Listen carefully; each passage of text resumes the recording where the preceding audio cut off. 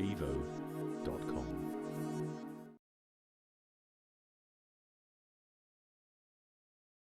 He's known around the world for his insights into productivity. He is a productivity guru. He's written many books on the subject, including, most notably, Getting Things Done, and we're delighted to be with him today. David Allen, welcome. Thank you. Love being in London. Delighted to be here. David, let's talk about the timing of your book. First of all, why do you feel that it's been so successful? I mean, you've got over 1 billion followers on Twitter. Well, maybe not 1 billion, but at least 1 million followers on Twitter. And it seems like you've really scratched an itch here. So why do you think you've really tapped into a sort of universal nerve? Well, the material, I think, is eternal. These principles are old as dirt. So there's really nothing new about how do you want to get your head clear, how do you stay focused as a productivity set of behaviors. I think what's new is that the vast majority of people are really realizing that the kinds of change that are going on is so fast, and the ability to be able to input new data quickly, evaluate it against all the information and commitments and attachments that we have ourselves involved in, and then recalibrate the whole mix and reset and then re-choose how to focus our resources. The only thing that's new is how frequently all that has to happen. Your parents had to do that as well. It's just that you and I have gotten more input that's caused that kind of reprioritization, new projects, new thinking. You and I have gotten more in the last 24 hours than our parents got in a month. So that's what's different. There's nothing really new about change. It always demands that kind of dissonance and integrate the new thing and decide its meaning against all the other stuff and then reset the whole mix and then refocus. That's always true. What's really different is that you and I are having to do that with stuff that's piling up while we're talking right now. So we haven't been trained, I think, with the set of behaviors to be able to surf on top of that, and we're a little behind. We've let the new change come in and happen much more rapidly than our behaviors have kept up with being able to surf that really well. That's interesting, because it seems to me times are really changing. I mean, do you think when Drucker coined the term knowledge worker that he had this in mind, that we'd be basically swamped in data and BlackBerry and iPhone information? Whether he saw that coming or not, I don't know. But Drucker, being as prophetic as he was, really saw that larger aspect of things going on, which is where work is not self-defined. And he challenged all of us that the biggest job we all have is defining what our job is. What is our work? 80 years ago, when 80% of the workforce made its living by making and moving things, unmade, unmoved things make it real clear what to do. But these days, I think it's probably less than 10% of the workforce just make and move things. The rest of us show up and don't know what the heck to do. We were walking into ambiguity. It's not so evident we need to change the tire or plow the field or change the diaper or cook the lunch. We've now got to implement diversity amongst 700 people, or we now have to think about this merger. There's new technology coming down the pike, and how are we going to reposition? Oh my gosh. So now you have to think to know what to do. But that thinking process, he defined the issue, but he didn't give you the tactics about what you were going to need to do to be able to thread through that appropriately. Yes, he said you are going to have to sit and focus on what you want to accomplish, and there's nobody on your team. Right. We're all alone in this one together. And so the requirement for all of us to essentially be entrepreneurs, executives, and operational kings, no matter what level you play, that requirement has now pushed itself down through a much larger segment of the professional universe, and I think that's why GTD hit such a nerve. It's interesting you talk about being bombarded by data and information, because Microsoft did a study, I think, and they said it takes on average 25 minutes for somebody to get back to their work after an email interruption. So do you think that productivity and focusing on productivity improvement techniques is now the #1 responsibility for knowledge workers today? Well, I think the necessity to define what your work is at multiple horizons is the prime requisite to be able to surf on top of this, and also to increase your results. Quite frankly, the way you get things done, you define what done means and what doing looks like and where that happens. But what done means about your mom and elder care and what doing looks like and where it happens, that doesn't show up as soon as that issue is on the family's radar. Somebody has to grab that, sit down and say, okay, what do we need to finish about this? And You know, is that a phone call? Is that a talk to somebody? Is that a buy nails at the hardware store? So those two things, outcome and action, though they are the core zeros and ones of any consulting process or any kind of a productivity or performance enhancement process, the answers to that are not self-evident. So that's what I mean by people have got to learn to think down at a very micro operational level. What does this email mean to me? What's the outcome that I am now committed to based on that input I just let in? And what's the action step I need to take? I would tend to hold issue that it takes 25 minutes to get back to where you are. It does if you don't know what to do with that. And so one of the things that we've learned, people who really start to be very good at GTD and the GTD process, is your ability to rapidly refocus goes way up. I can focus on this as long as I know how to placehold it. But determine what the meaning of this thing is, put a placeholder on that, I can quickly turn and focus on the next thing. It's a martial art.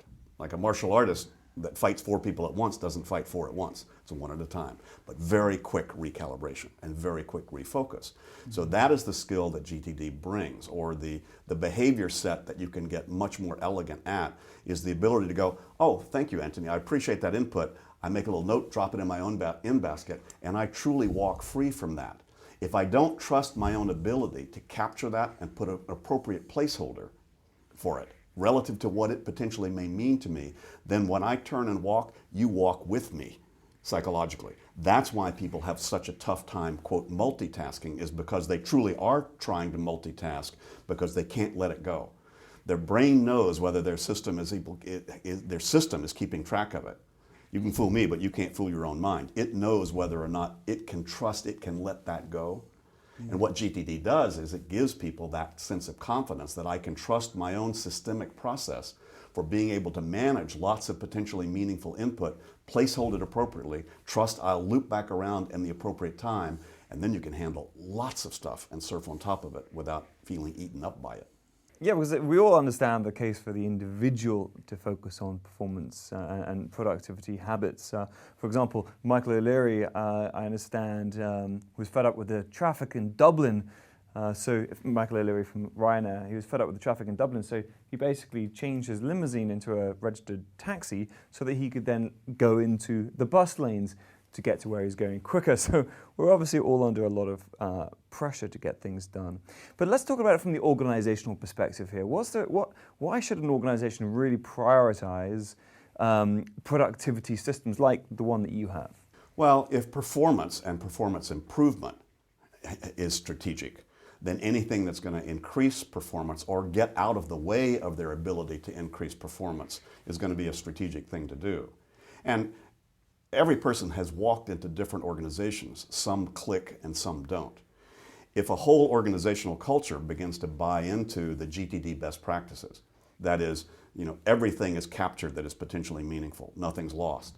Everything is evaluated when it shows up instead of when it blows up in terms of outcomes and actions. Everything is then managed based upon its meaning and appropriately categorized systems and processes. Everything is reviewed and reflected at the right time by the right people at the right horizon. And then they're trusting good intuitive choices to make good intuitive decisions about how to allocate resources. And they have the ability to recalibrate that on a moment's notice. That makes a culture quick and quiet. And then you can have even an open office that people hate because of interruptitis, but a GTD-esque culture, even when there's no physical and visual barriers, is quick and quiet because people don't have to interrupt, engage in the ad hocness in the moment. What it does is it frees people up so that their interactions become a lot more intuitive, spontaneous, and much more at the creative level that people really need to be thinking and integrating that. So if all of that sounds, that would make our culture probably have better performance, less resources required to get across the finish lines. If a culture gets those kind of behaviors, where those become standard and expected behaviors, not unusual or wow, it worked today, what happened? When that becomes the expected norm, what happens is that it frees up the psyche, essentially, of the organization to be thinking at much more creative, intuitive, and strategic levels.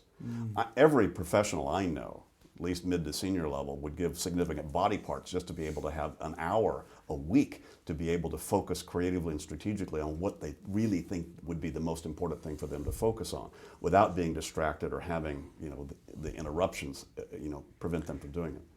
So yes, there is a huge, that's one of the things we're beginning to see as large organizations.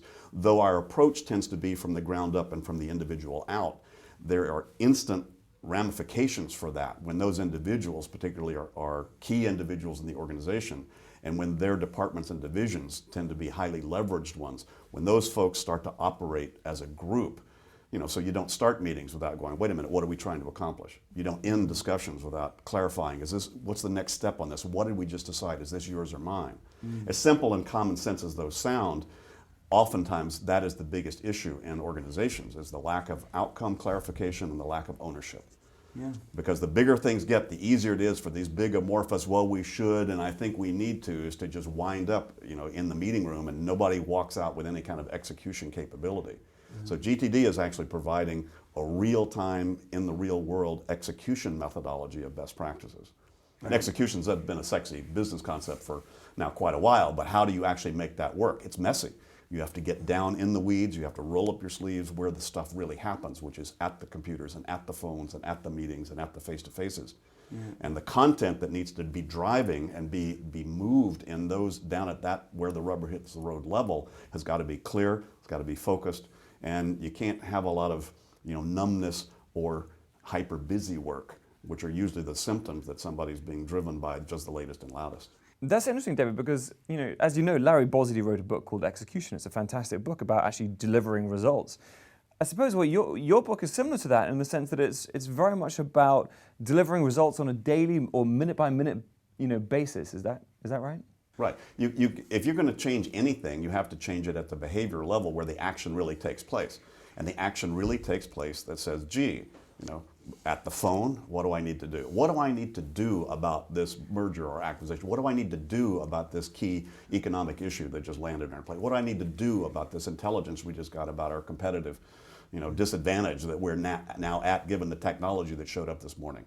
And so getting that down to, yes, what do you need to do? And you can have all the vision and all the brainstorming and all the strategizing and all the planning and whatever, but it ultimately comes down to who's doing what at the phone, at the computer, at the hardware store, at their whatever, down at the physical level. So that mundane level of the level of next action, what's the next physical thing that has to happen, is such a grounding event. But by the time you're down at that level, most professionals have over 200 next actions right now. If they really got the inventory clear of all of their goals and all of their projects and all the things that need to be done about them. And managing at that level of mundaneness with a sophisticated elegance is, I guess, where GTD is, sort of shines, because most of the stuff just doesn't stand up to that kind of heat and at the same time map to the more strategic and creative and higher vision stuff that these things need to align with. Dave, that's great. Just before we go into a little bit further into depth into your system, Getting Things Done, or GDD, maybe you can just tell me, if there's a smart aleck in the room, they may say something like, well, why don't you call your book Getting the Right Things Done as opposed to Getting Things Done? If you listen to 80-20 and Pareto law, etc., that's what they may well ask. So first of all, can I just ask, does your system allow for prioritization based on what is really important as opposed to the noise? Oh, exactly. Absolutely. Yeah. I didn't spend, in my first book, I mentioned, and in not so much in a cursory way, but yes, absolutely, there are a lot of factors that go into priority. By the way, if the most strategic thing you need to do in your life is to make a phone call, but you don't have a cell phone signal, forget it. You can't do it. So when it comes down to the minute-to-minute kind of decision making, there's an awful lot of variables and limitations that come into what we can do at any point in time.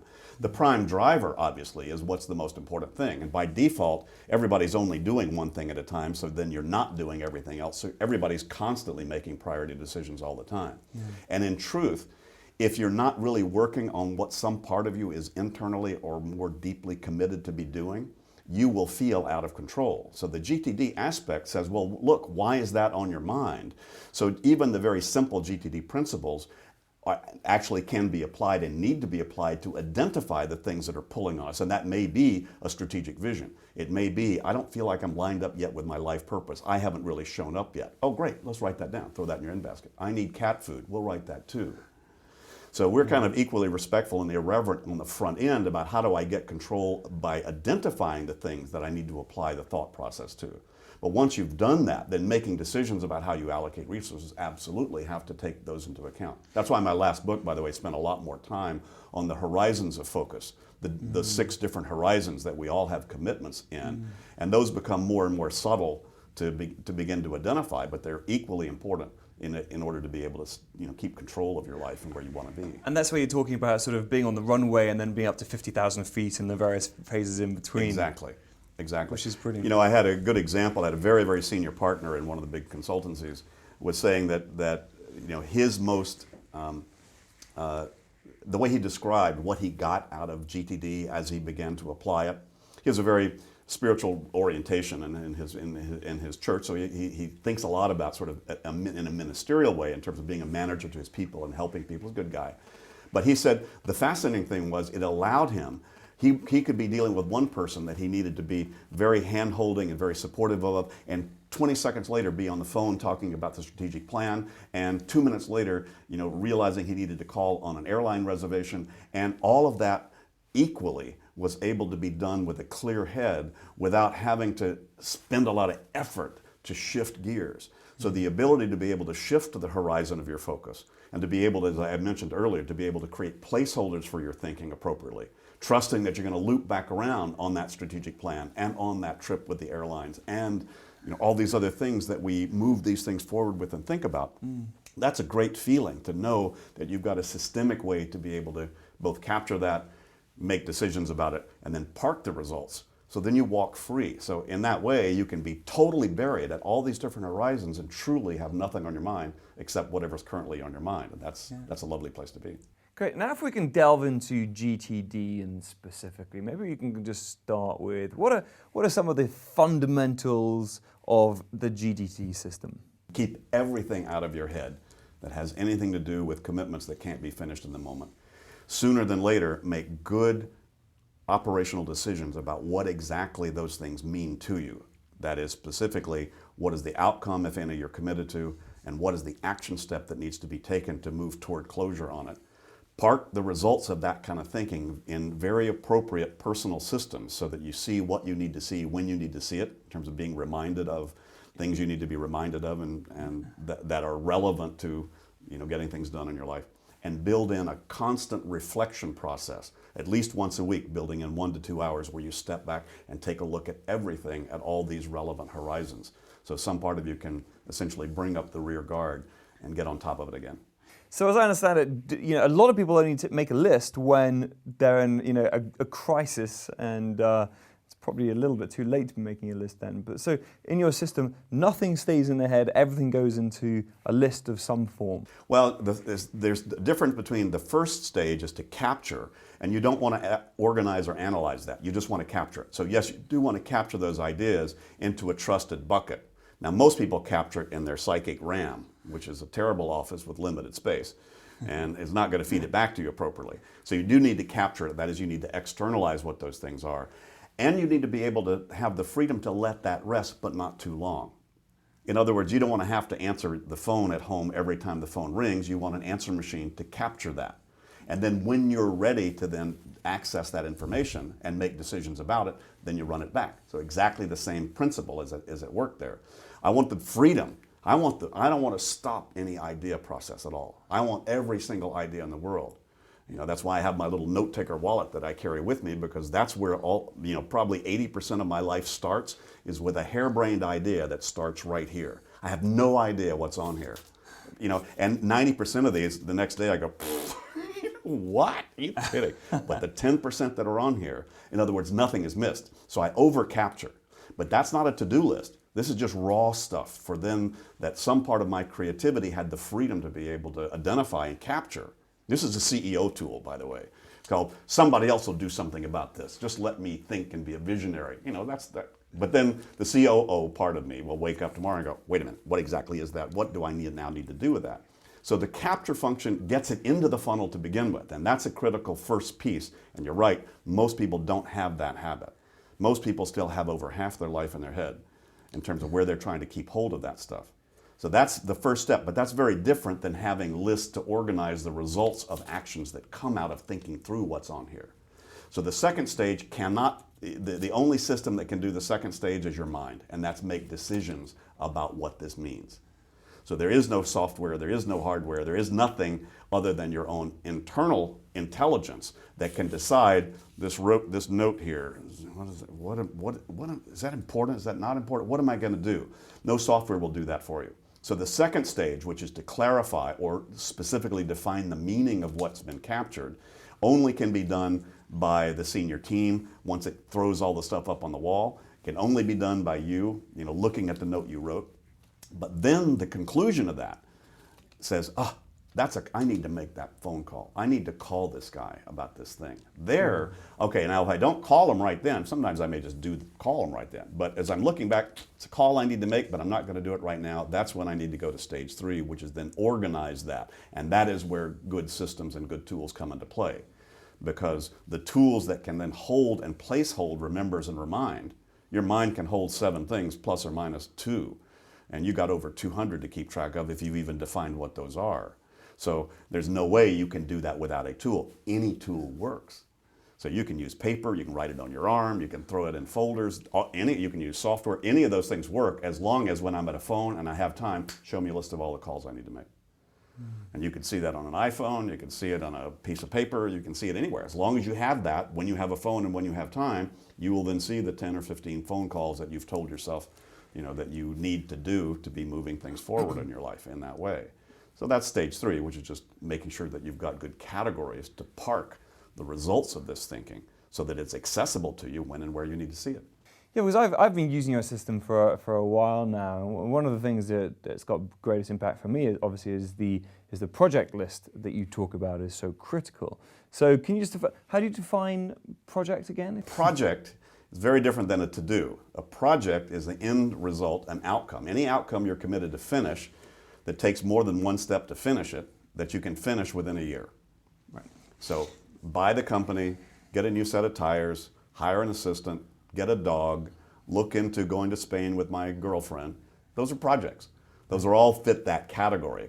You can't do those things. Those are things you can finally finish enough things and say, I have now gone to Spain, I have now hired an assistant, I now have a dog. I can then check that off. So that's my definition of a project, which is probably the most lacking list in the world and the most needed. Yep. Very few people on the planet identify those kind of short-term operational kind of outcomes.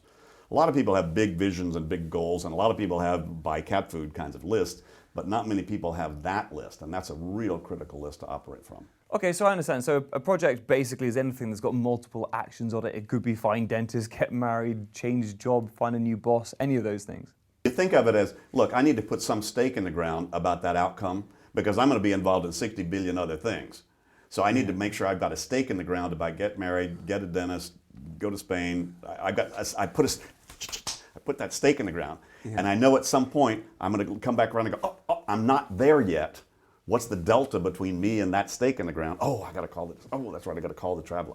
I've got to, until I get to that. So all you're doing is identifying, okay, I've just put some psychological stake in my life out there, something I'm committed to finish.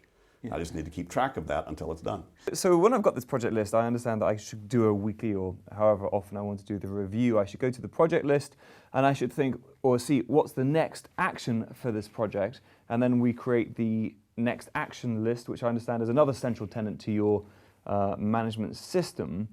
And the action list basically makes sure you drive the projects down to an executionable level. Is that right? It's the scariest thing on the planet because it's the one thing you cannot find a piece of software or a formula to guarantee that that's the right thing to do. We're waiting for David Allen to come up with the next with that software. Sorry, there is none. that you step into the void because I don't care how good a plan you have, I don't care how anal retentive you are and how well you've gotten anything detailed. When it really comes down to it, the very next step you have to take a risk.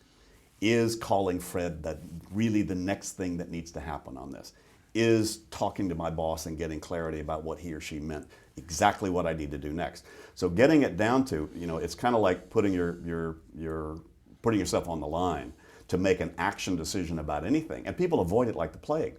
The problem is that if you avoid that, some part of you knows you haven't finished thinking. Wait a minute, you want a new dentist? What do you need to do next? Yeah, you haven't finished. You hadn't finished. And at 3 o'clock in the morning, you wake up going, I need a dentist. What am I going to do?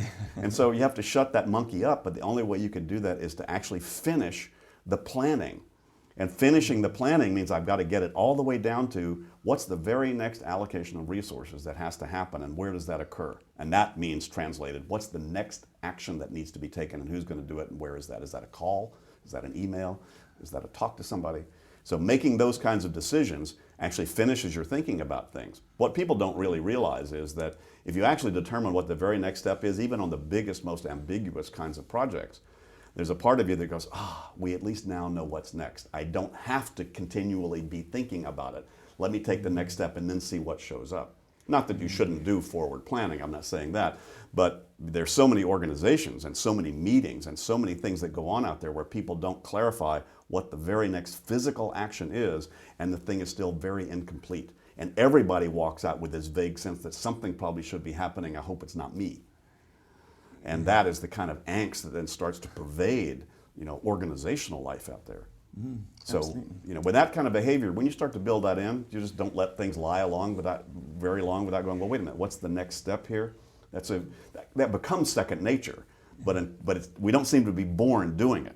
Right. I mean, you and I didn't hop out of the womb, I don't think, going, what are we trying to accomplish and what's the next step and who's doing it? This is actually learned behavior. But very, very critical behavior these days for what we mentioned before, to be able to define your work so that that level is clear so you move up and free up for higher level stuff. Okay, can I just give you an example? So if I was a CEO and I needed to hire a new chief marketing officer, obviously that's got many next actions associated with it. So should I create a list of all the actions I've got to do in order to actually hire and put that CMO in place? Or do I just think, what's my next action off that project, and then just put that into the next action list and just focus on that one thing as opposed to having multiple actions? Whatever he or she needed to do to get that off their mind. Okay. Yeah. And I say that because every project is different in terms of how much detail and granularity you need to trust have already been laid out for you to feel comfortable about the project. If you've hired 43 different marketing VPs and you could do it in your sleep, just the next step and hand that off to somebody and you know how to follow up, it's probably all you need to do. But if you've never done that before, you're just building your senior team, you never hired anybody senior before, then maybe you probably better sit down or maybe get your 2 or 3 key people and have a planning session. However, all you need is a next step about setting up the planning process, and then you walk free. So you actually, yes, you wouldn't want to lose a potentially good or collateral idea to any project or anything that might be of interest or meaningful to you. So, once you get GTD and get a good systemic way to be able to manage all this stuff, you never need to have any thought twice. You shouldn't.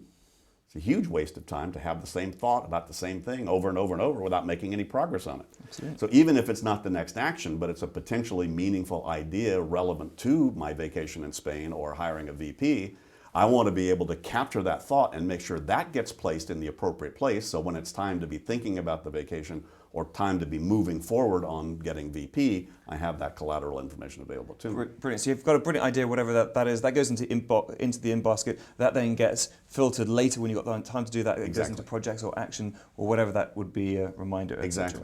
See, what I did with GTD was really discreetly tease apart all the different thinking processes that go on to take something from its initial showing up to the time it's implemented. And that's not a simple event. There's actually all those 5 stages of capturing and clarifying, organizing, reflecting, and then engaging. And each one of those stages of how I get control of anything have their own best and worst practices and their own tools and techniques. And people have compressed that, let me just get organized, or let me do time management. I'm sorry, you try to compress it any more than that, the thing just implodes, blows up. That's why most people have not had a very good success track with this kind of stuff. Because I've got my project list in Google Docs, and I suppose it doesn't matter where you have your project list, but I've got mine in Google Docs, and I've also got my next action list in Google Docs as well, but it's also categorized by my situation, as you strongly recommend that's the way you should do it, which I love. So it's like, at office, at home, at computer, at Starbucks, wherever you may be, and then you can really drive through your next action lists in the situation that you are. and it just makes it much more efficient. Well, actually, ideally, you'd want to be able to see actions that you have told yourself you need to take in two different views. You'd like to see them by what they're about, but you'd also like to see them by where they happen. So it'd be nice if you could do them both. And some software, very few, but a few are starting to get simple and elegant enough that you can actually create a relational database way to manage that. I'm using one right now. I use Lotus Notes, and Eric designed an e-productivity template for Lotus Notes that actually lets me do that very easily. So as soon as I put that on there, my projects, I can see my actions by the projects they're about or by where they happen. But for 62 and a half years, I didn't need that. So that's kind of trainer wheels. It's like really more than you need. In truth, because most people have more than 200 next actions, over 150 anyway, you have so many, if you're really keeping track of the whole inventory, which I think is critical to keep your head clear, then the way you want to see them is not actually by what they're about, because you'd rather see them, look, I'm at a phone, show me all the phone calls that have come from everything. So once you're down to the very next physical trigger action, we're not talking about the sequential actions that's part of project planning. You'd want to keep those organized by the project.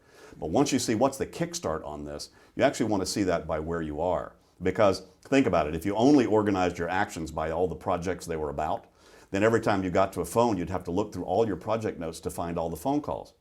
So if you have, for instance, an @partner list, if you think of things, oh, I got to talk to my partner about that, you just create a list called @partner, and you want to park that there. Write enough about it so you know what it's about, what you want, so you know, well, what was that? I forgot. So talk to partner Ray, project X. Just put that on there, because those things move so fast. If you tried to organize that in all those different multiple ways, a lot of people who kind of catch my stuff then go and try to over-organize because it looks so great. They go, wow, let's automate it all, even the thinking process. Now, that won't work. So it has to be very simple, very fast, but the simplest way you actually want to see the very next action reminders is by the context. What's the tool or the location required? That's the primary requirement to be able to do this action.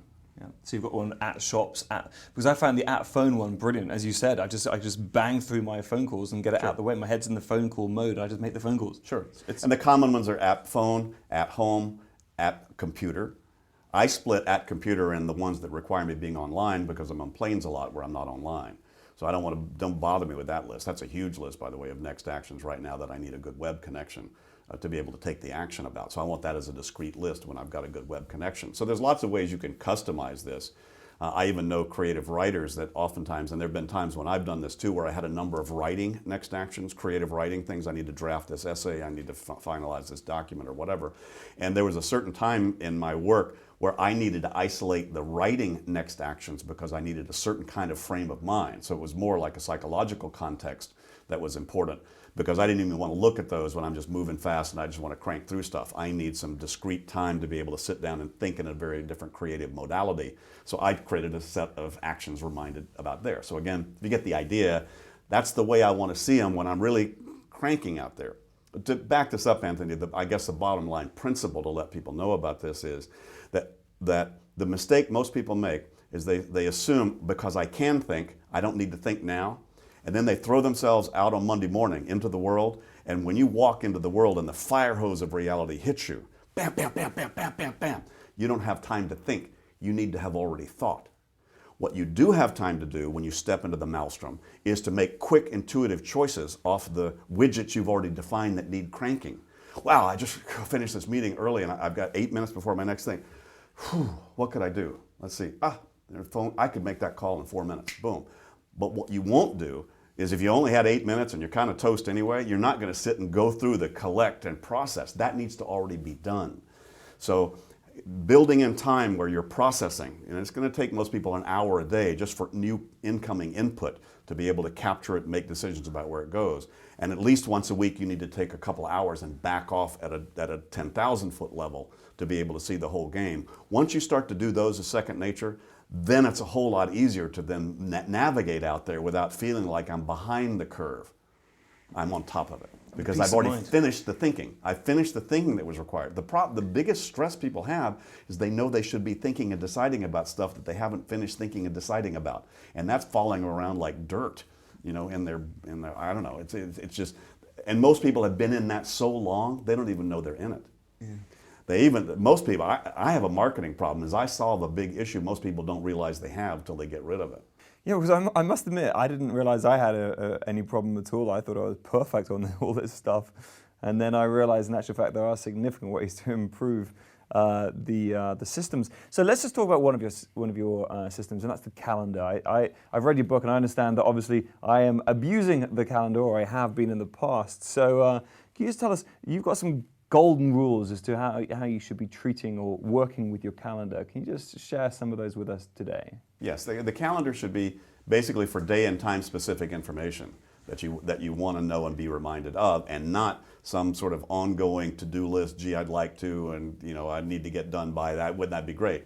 And basically, what you want to be able to do is use the calendar for what it's for, which is a very, very important tool, the most critical tool for what I call the hard landscape. What real commitments do I have, where to be when, on that day and that time that need to be done, and what information do I need to know? All of those things are on my calendar. So as soon as we stop and go, well, what's next? I want to look at my calendar and say, well, what'll die if I don't do it now or today? And I need to be able to see that, but be able to see that very discreetly, not piled in with a bunch of gee, I'd like to's.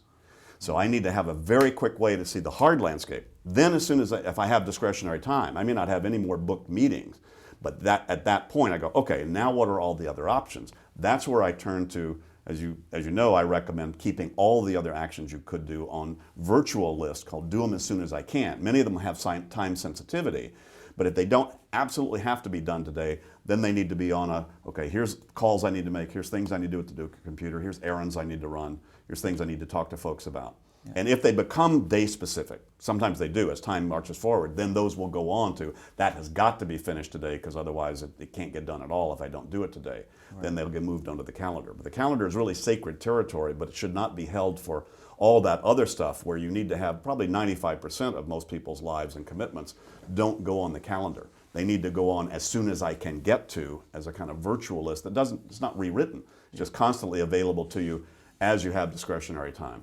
I must admit, the way the systems evolve for me in my head is that I end up looking at the next action list and then simply thinking, okay, what are the next hot actions that I need to do today? And I put the actions into my calendar for today. So then by default, the calendar basically becomes another thing to do list for today. Is that wrong? Or there's nothing wrong with that. And actually, there's a very good reason. Daily to-do lists have ultimately a good purpose. Now, look, I got a zillion things I could do, but today, if I have a choice, these things are going to give me the highest payoff if I get done. There's absolutely nothing wrong. That's a good way to think.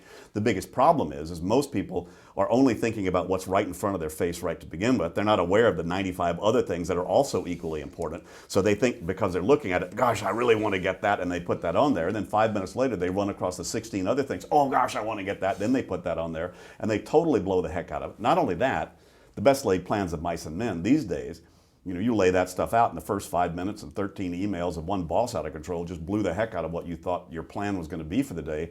Then you feel bad. You get mad at them for disturbing your well-organized life. It's like, that doesn't work.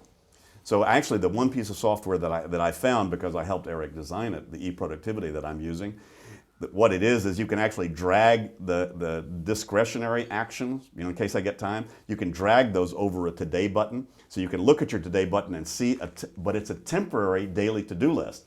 And I made Eric, and we love it, there's a clear button. So as soon as things change, you hit clear and it undoes all of those, and then you can redo it again. So I said, it's fine to do a daily to-do list as long as you're willing to redo it 43 times and not feel bad that you didn't get to the first cut.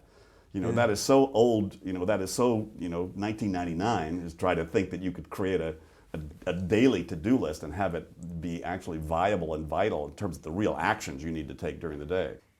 Yeah, because a lot of knowledge workers around the world sort of, every single morning they love to come in, they make a list of things to do. If they're really good, they do it the night before. And they hold on to that for the day with a kung fu grip and they won't let go. But I guess the problem you're saying with that is that it's just not fluid enough based on new priorities that may come in during the day. Is that it? Yeah, exactly. And ideally, I'm a freedom junkie. I mean, people think, David, you're Mr. Organization. I'm going, you don't know. The only reason I do that is because I am as organized as I need to be as totally free as I can be. So the whole idea is not to constrain yourself. So there's nothing wrong, essentially, with any of these things. Is it creating a constraint that's artificial, that's not needed? You know, when you go out to drive on the road, you're really glad there's one line in the middle, right? So you like structure. That's going to give me the freedom to not have to worry about somebody running into me. What you don't want is 73 lines where you have to organize it by how much horsepower your car has. That would be, traffic would stop dead. So if you think about it, I just need just enough structure to make sure I have a free shot. But then people go, well, then I don't want any structure. And then I go, yeah, and now your brain says you have no structure I trust out here. So now I have to be your structure, and it's a terrible one. And that will constrain you more than anything. And that's, I think, the big aha people really start to catch it. Wait a minute, there is a structure. You know, it's the Einsteinian, things need to be as simple as possible, but no simpler. And most people have tried to make this either way too simple or way too complex. And you got to find exactly that right line. I think GTD found it. Let's talk about calendars in large organizations, because obviously you've got shared calendar access in quite a few large corporates or even SMEs as well.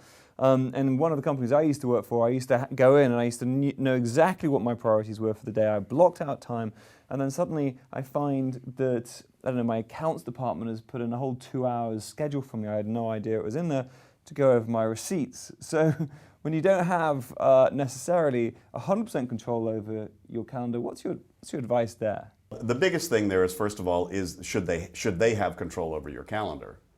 Many times they should. Yes, I do need to give it because it's just going to be easier for them to use Groupware to be able to find if I'm available and put it on there, and and send me a request. Now you can always deny the request, understood. But I understand there's just a lot of, yeah, but I need to serve them and I got to support them and I have these implicit commitments. I mean, people have all kinds of commitments, politically and otherwise in the organization that you probably wouldn't want to explode or blow up. So in those cases, if, first thing is obviously, are you conscious about what's going on your calendar and giving people the appropriate protocols that make that okay? And if that's true and your time is being grabbed, and that's true for a lot of people, starting to be true for me now too, that's when, if you have action items that then require you to have more than an hour of uninterrupted time, block them out for yourself. So you need to then start to blocking time. I don't recommend people do that until they get into that kind of mode, because quite frankly, people will tend to break those appointments with themselves, and then your self-esteem and your self-confidence really go through the floor. So you need, with yourself, like kids and dogs, give yourself as few rules as possible, but stick with them. So, but if your calendar is being grabbed and that budget is due on Friday, and there's no way on God's green earth you're going to be able to finish it if you don't get 2 hours of uninterrupted time, and the only day you could do that is Tuesday afternoon, you better block that in. And with that kind of pressure on you, most reasonably mature professionals will pretty much keep that for themselves. But don't hesitate to start blocking out time for yourself. And that weekly review time is another time that people oftentimes need to block out for themselves. Okay, so your weekly review, basically, you've got to go through everything. You've got to go through your project list, your action list, etc. You probably don't need to revisit your strategic plan or your life vision every week, though there's nothing wrong with that. But what you do need to do is you need to do postmortems on the last week or two and catch all the, that reminds me, is when you look back over your calendar or diary. Look ahead to the next 2 or 3 months or 4 months coming up on your calendar. Oh, that reminds me I need to's. And you need to kind of, get the foundation set for what's the thinking that I need to look out over the landscape right now. And this is not to be done when the phone's picking up the phone or dealing with emails. This has got to be backed off time, but not too far. Yeah. And you then want to clean up your stuff. Sometimes I'm moving so fast during the week, I haven't even had time to mark off 23 things I've finished, much less figure out what's next. But that's okay, I'm on a roll. But that's my time. I've got to build in that oasis where I stop and pull up the rear guard, and I clean up those lists, clean up the project list, most mid to senior level professionals are probably adding 1 or 2 new projects a week. But they didn't show up in pretty packages. We go, oh, well, this situation showed up this week. Oh, I really now need to commit to getting clarity or getting closure or finalizing this situation. And that's the time when you need to back off and back up to that project level thinking, which is really, you don't have the luxury to do that in the day-to-day. It's moving too fast. But you've got to then build that island where you're backing off, and it's really driven by that project list. And most people have 50, 60, 70 projects. Yeah. So just going through that and catching up, oh, that reminds me, making sure there's no dust lying or these things are lying fallow when they shouldn't. Yeah. And moving projects onto someday maybe. And moving some of your someday maybes onto active projects. So rethinking things kind of at that level.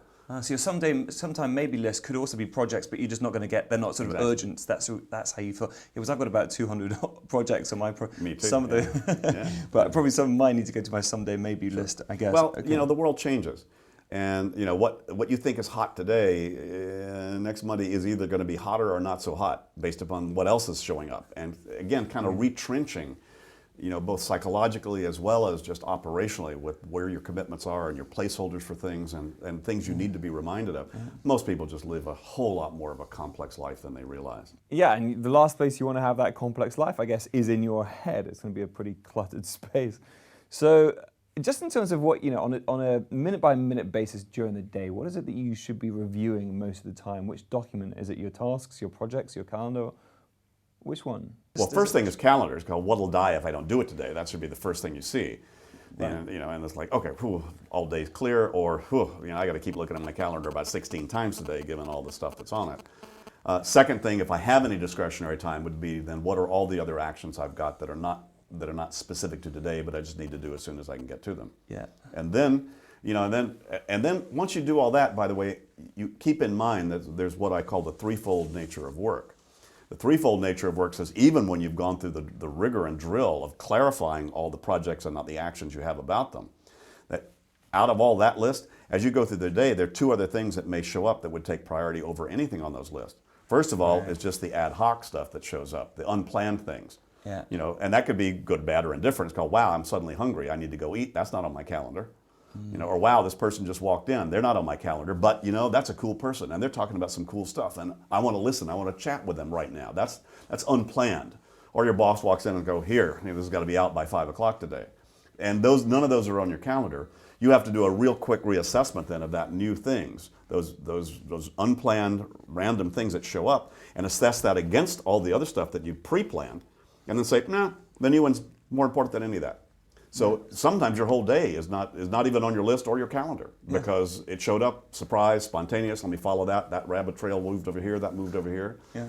And that's good. That's good if all of those things were better or cooler things than everything else you had to do. It's bad if some part of you has no idea of the other stuff you're committed to, but you let yourself get wrapped around that because you don't feel like you have a good systemic way to capture it, and then you get mad at them for having disturbed your life that you're not even sure what it is, but it's probably more important than them interrupting you. And that's an ulcer. So there's a huge difference. So the third thing you might have to do is spend whenever you're going to get that hour that it's going to take you today to take the incoming and make sure that your lists are complete and current. It takes 30 to 90 minutes a day for people just to process their email, their voicemail, their paper in tray, and their own notes that they're taking from meetings and their own ideas, just to keep the backlog zeroed out in terms of this stuff clarified, so that then when the ad hoc shows up, I can trust that I can look at it against a complete inventory. If the ad hoc shows up and you got 3,000 unprocessed things that are potentially meaningful, that's no fun.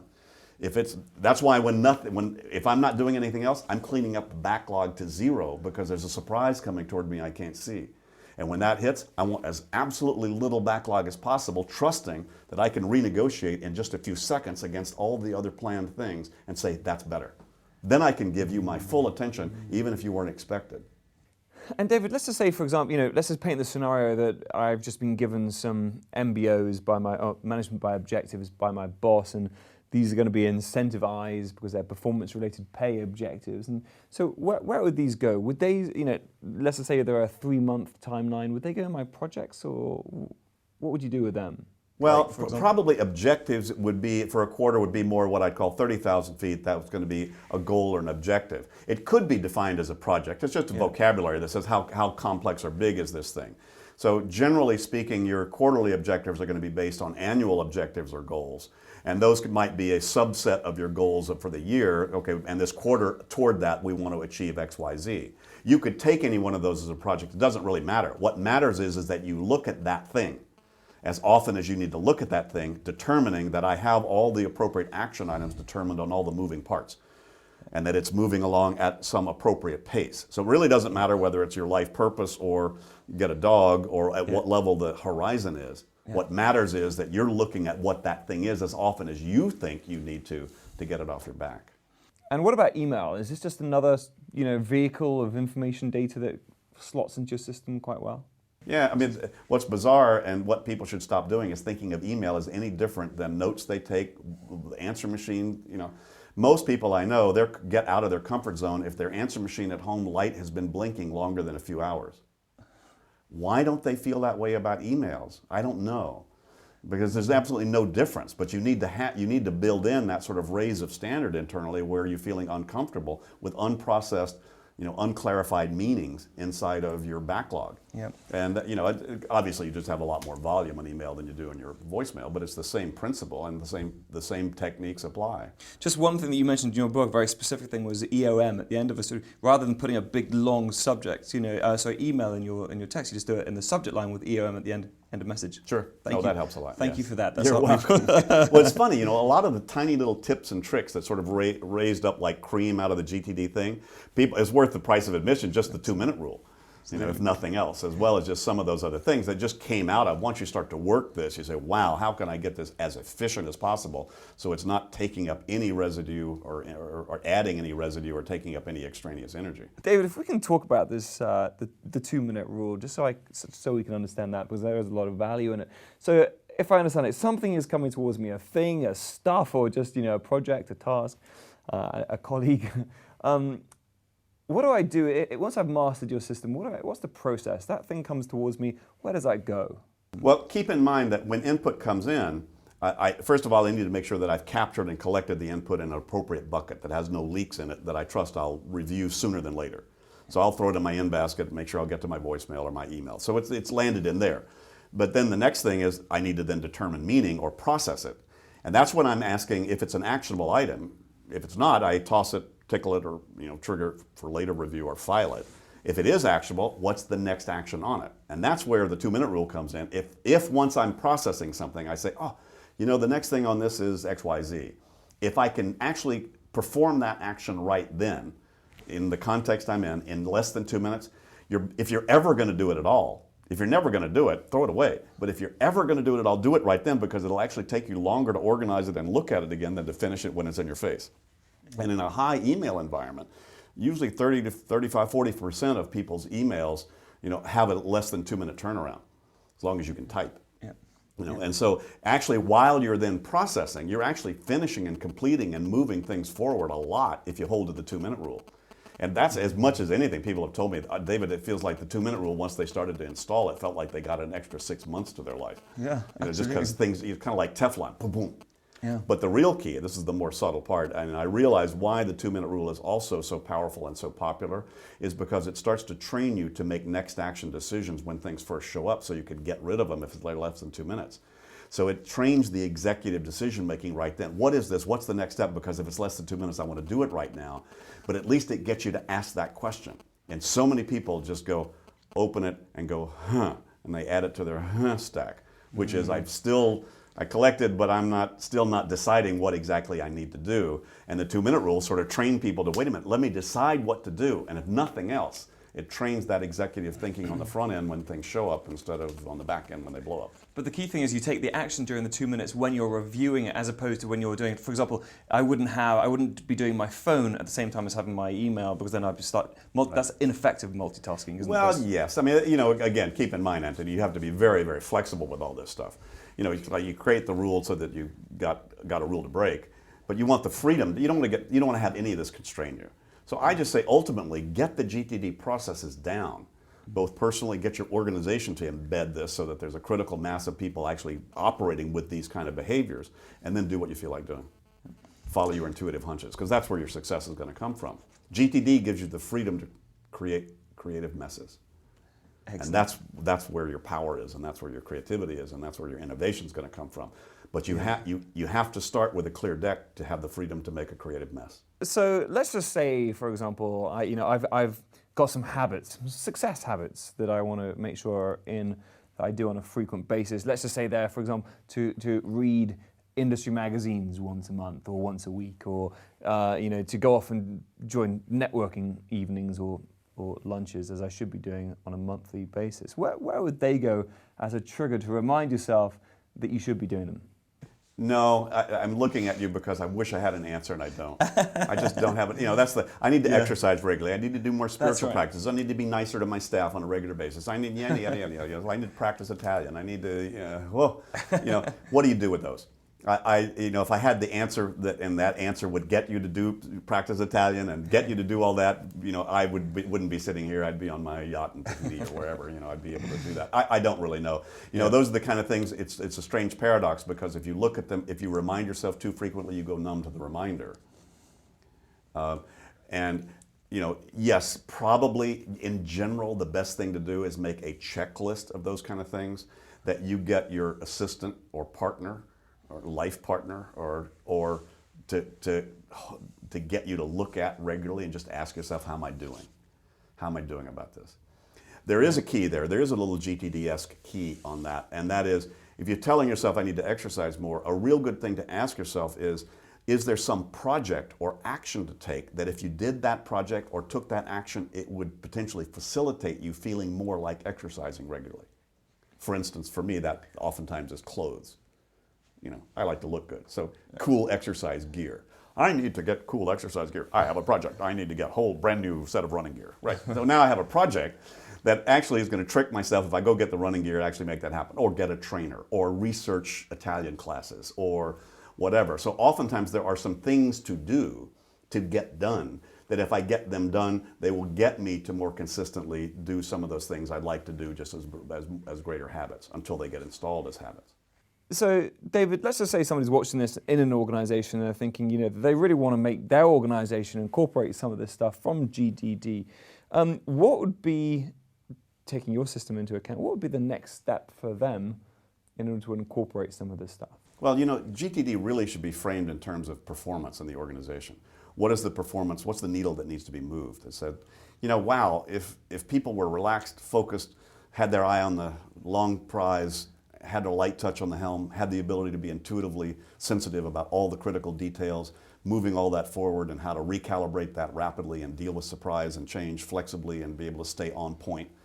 Okay, how would that affect an organization if everybody was there? So there needs to be a motivation that says, yes, that change in behavior would produce, significant results. And if so, oftentimes, people evaluate our stuff from terms of, it can be seen oftentimes in the old school idea of time management or personal organization or prioritization. But in truth, there's really more of a sense of what's the organizational productivity aspect, that can be addressed here, and how can that be addressed? So these are personal behaviors, but they also translate very quickly into organizational behaviors. If a team learns to think how to collect what's on the team's mind, how to process it, how to get clarity quickly on what's critical, what's not, and who owns what. So the definition of clarifying outcomes. One of the biggest issues that we've discovered organizationally is the lack of clear outcomes and the lack of clear ownership. And so building in, teams and organizations, how do we begin to think that way and build in a thought process?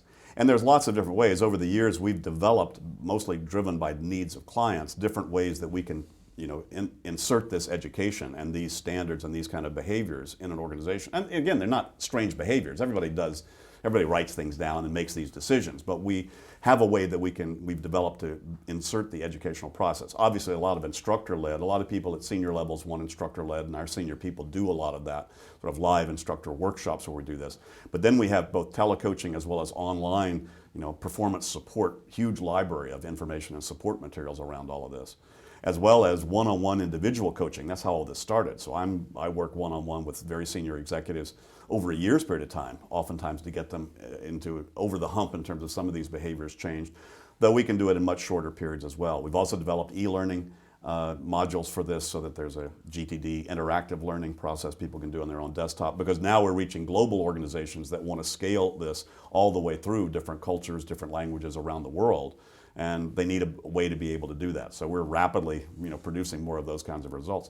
One thing, by the way, people might be interested in, just to get a sense of what this is about, is there's a free website, gtdiq.com. There's a free assessment that people can take there that'll give you, I think, a lot of interesting information about the idea of, do I have some improvement opportunities in terms of control or perspective about what I'm doing?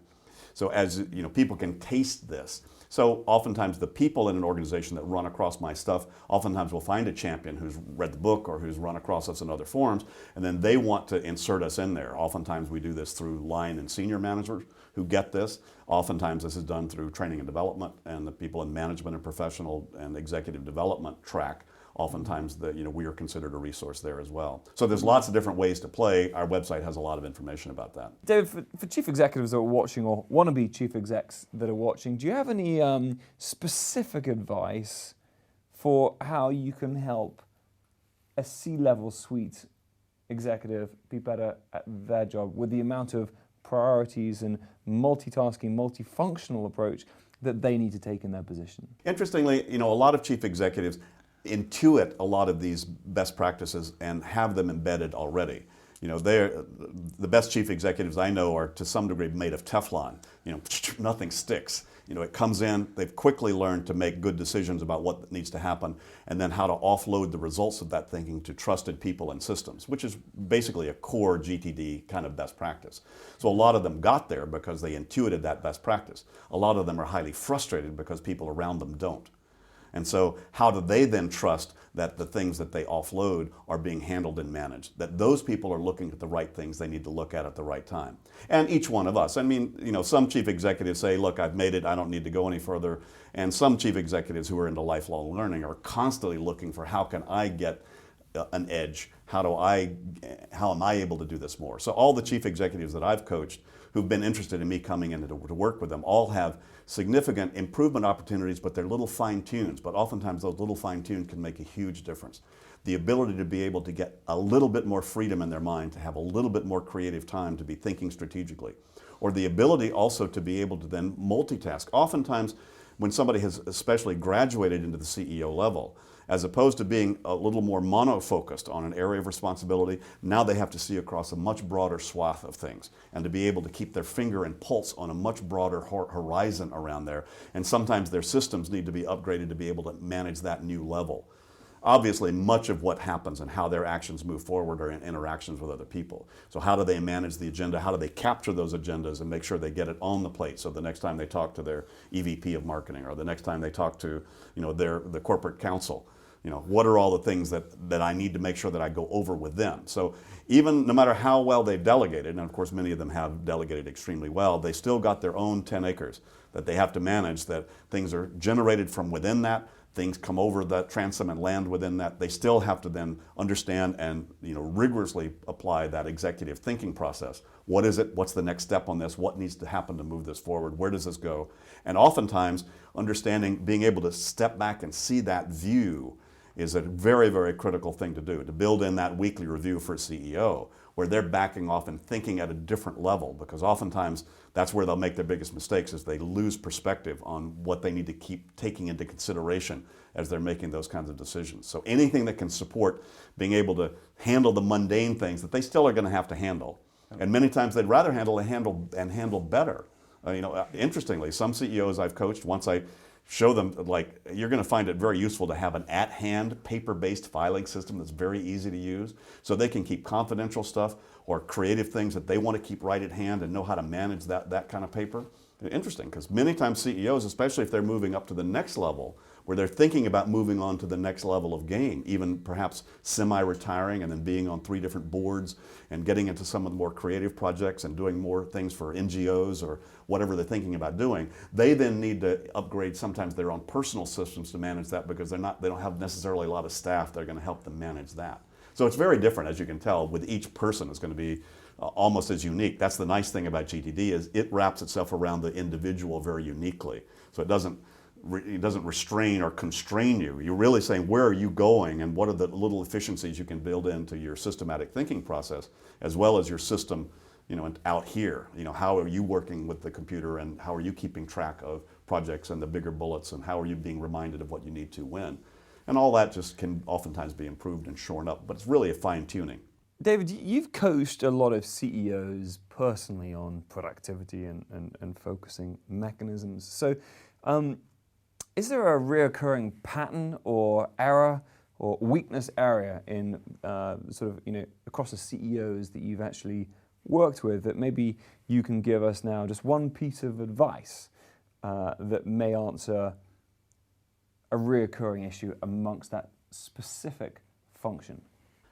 Oh, that's a really good question, and I wish I had a really good and simple answer.